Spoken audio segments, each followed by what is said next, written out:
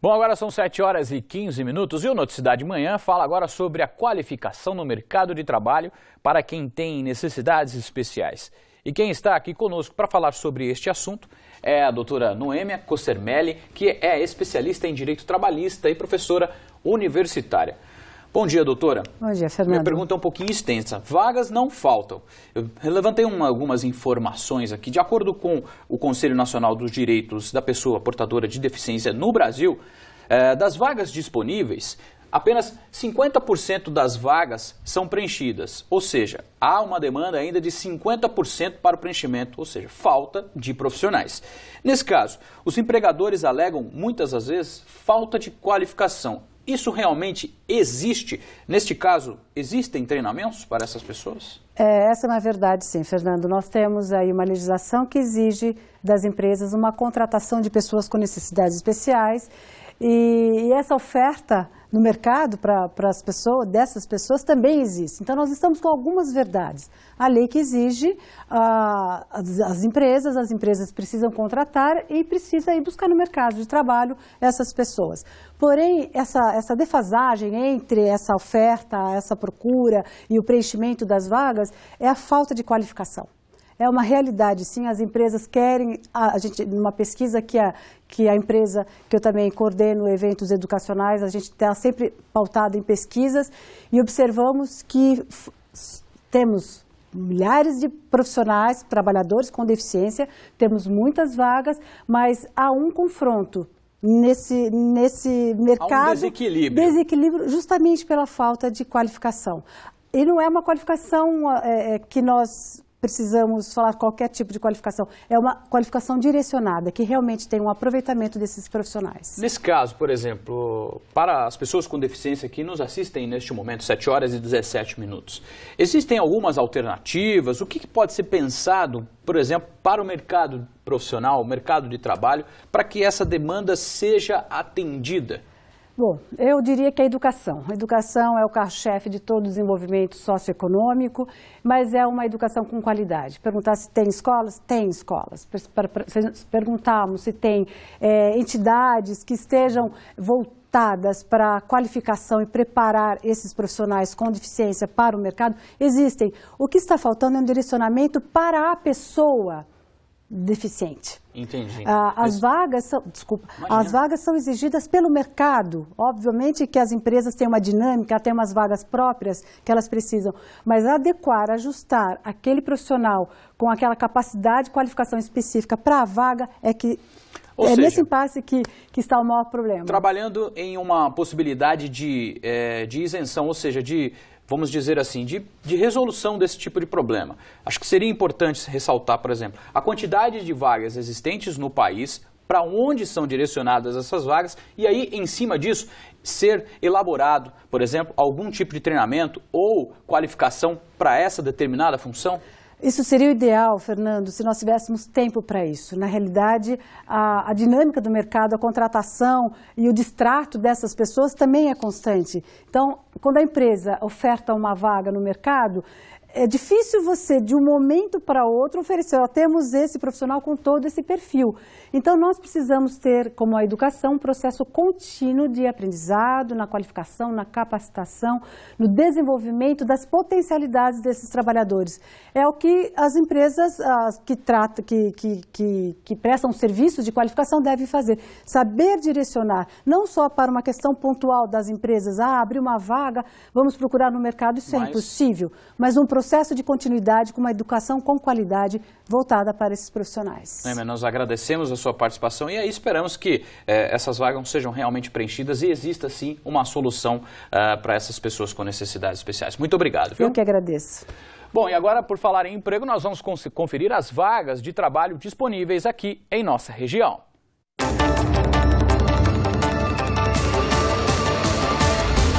O Pátio de São Roque está com vagas para caseiro, inspetor de qualidade, merendeira e vigia.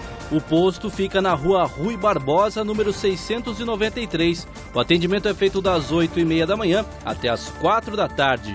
Em Tatuí, as oportunidades são para serralheiro, oficial de serviços gerais, líder de limpeza e mecânico de automóveis. Os interessados podem procurar o Departamento de Assistência Social da cidade, localizado na rua Coronel Aureliano de Camargo, número 943. Em Jundiaí, o PAT está com vagas para borracheiro, embalador, encanador e recepcionista. O posto de atendimento ao trabalhador do município fica na rua Barão de Jundiaí, número 1093, no centro. Em Salto, as oportunidades são para auxiliar de contabilidade, lavador de carros, líder de bazar e vendedor de balcão. Os interessados devem comparecer ao PAT, localizado na rua José Revel, número 270. É hora de falar do tempo, hein? A segunda-feira deve ser de sol em toda a região. Nós temos aí imagens ao vivo de Sorocaba, que hoje amanheceu assim muito frio. Agora há pouco, os termômetros marcavam em temperaturas de aproximadamente 10 graus aí, hein? Bem frio. Hoje na cidade, a mínima será de 9 e a máxima não deve passar dos 25 graus. Confira como ficam as temperaturas em outras cidades da nossa região.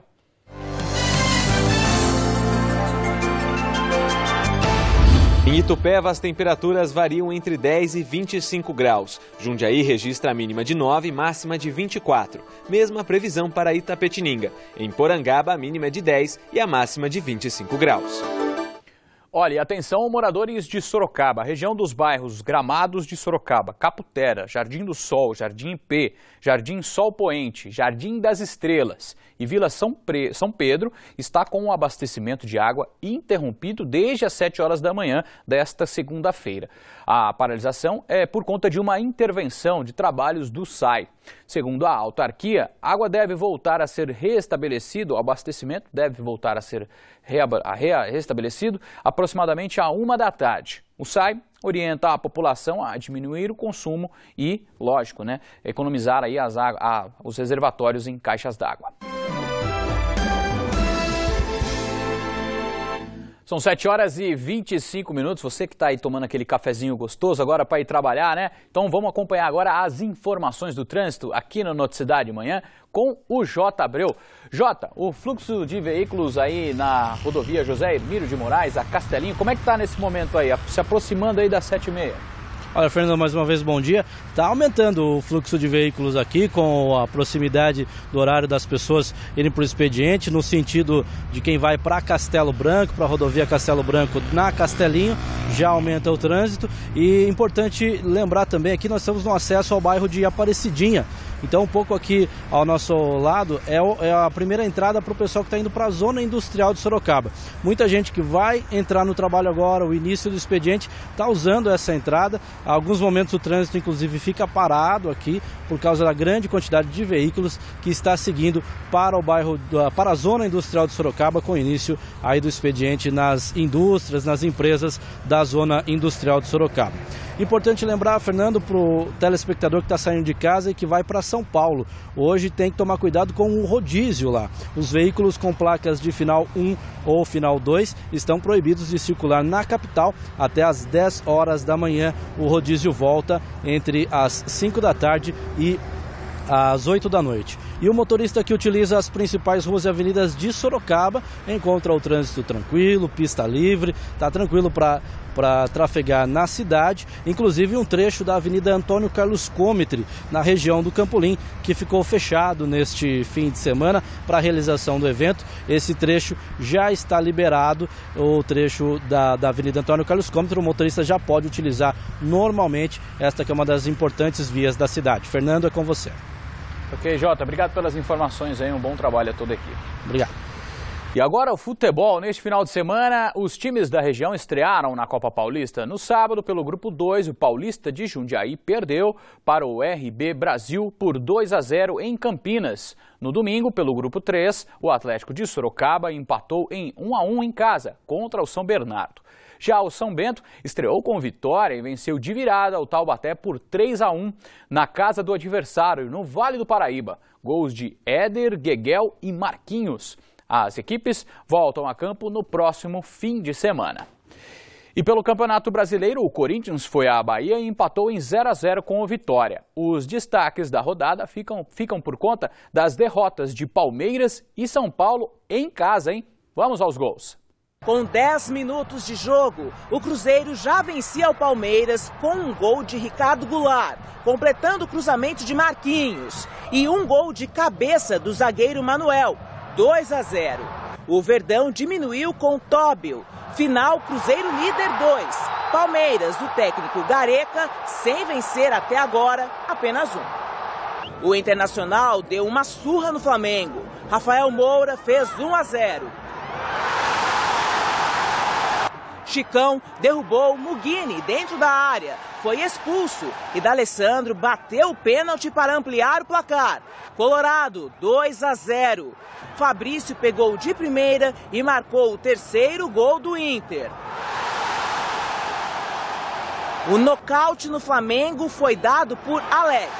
Humilhantes 4-0 e a lanterna do campeonato para o rubro-negro. Na Arena da Baixada, Marcelo fez 1-0 para o Atlético Paranaense contra o Criciúma. Douglas Coutinho definiu o placar, 2-0, e o Furacão foi para o G4. Com este lindo chute de Conca, o Fluminense ganhou do Santos, 1-0, e também entrou no G4. No Morumbi, Ricardo Conceição, da Chapecoense, calou 43 mil São Paulinos ao marcar o gol da vitória dos catarinenses. Para os torcedores, foi a maior vitória do clube em seus 41 anos de vida. Em Florianópolis, o Figueirense perdeu para o Grêmio com este gol de Giuliano. Bolatti tirou o Botafogo da zona de rebaixamento e deixou o Coritiba na zona da degola. 1-0 Fogão. No Independência, em Belo Horizonte, Tite fez 1-0 Bahia, diante do Galo.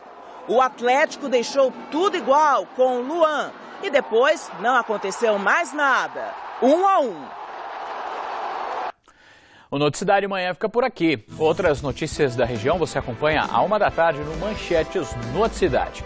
E nós encerramos esta edição com imagens ao vivo da rodovia Senador José Hermílio de Moraes, a Castelinho, em Sorocaba, que neste momento, no sentido da capital, no sentido da Castelo Branco, tem o tráfego bem intenso. E principalmente para quem vai para a região ali do Aparecidinha, do bairro de Aparecidinha, próximo ao Distrito Industrial de Sorocaba.